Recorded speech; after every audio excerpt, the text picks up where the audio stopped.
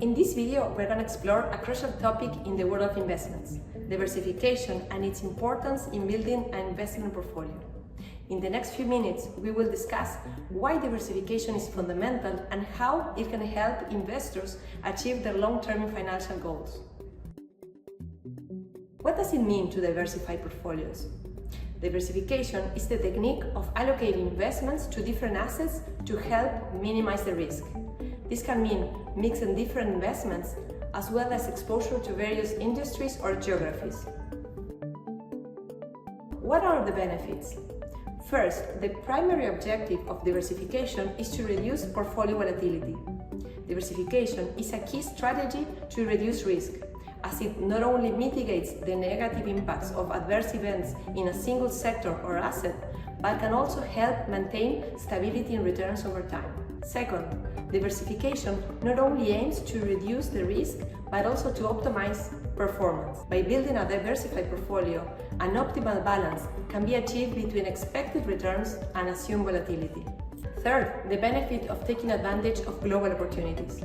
Diversifying, not only by asset classes, but also by currencies and geographies, allows investors to take advantage of investment opportunities in different parts of the world. This helps mitigate the risk associated to concentration in a single region or currency and can open the door to markets with high growth potential or stability. A diversified portfolio helps achieve investment goals, as it offers flexibility and adaptability to changing market conditions. How to diversify the portfolio? Diversification among asset classes involves distributing capital across various types of financial instruments, such as stocks, bonds, currencies, and even cryptocurrencies. Each asset class has its own characteristics, including different levels of risk and return. The true essence of effective diversification lies in understanding and managing the correlation between selected assets. A positive correlation means that the assets tend to move in the same direction, while negative correlation indicates that they move in opposite ones. Thus, by including assets with low or negative correlation in a portfolio, the portfolio risk can be reduced by balancing the returns and the volatility of each class. When one asset class decreases in value, another one can rise, balancing the results. Let's take a very short-term government debt investment as an example. Although they offer minimal volatility, the potential for return can be limited by the current interest rates. Equity instruments, on the other hand, are characterized by high long-term returns. However, a portfolio composed solely of equity instruments would also entail higher risk. When observing the performance over the last 25 years of a portfolio composed solely of stocks compared to one with 60% equity and 40% bonds, we see that while equity achieves a higher rate return when the market is rising, a diversified portfolio does not experience a significant negative impact when the market is falling. In the long run, a diversified portfolio has a better overall return. As we mentioned, diversification is not just about mixing, for example, stocks and bonds. It requires understanding how they interact with each other. Two portfolios with the same weight in stocks and bonds can have completely different risk levels. Let's look at the example of these three hypothetical portfolios.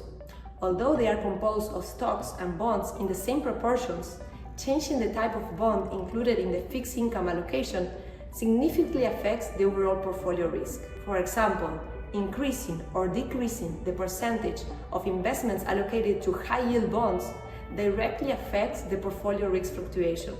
It is important to consider the impact of these kind of changes so that each portfolio risk is accounted for. Finally, it is very important to keep in mind the benefits of long-term investment. While investment returns can be turbulent in the short term, staying calm and avoiding impulsive decisions help set a better way to meet long-term financial goals. By observing continuous stock returns of the past century, we can see how, as the holding time of the investment increases, the likelihood of negative returns decreases significantly.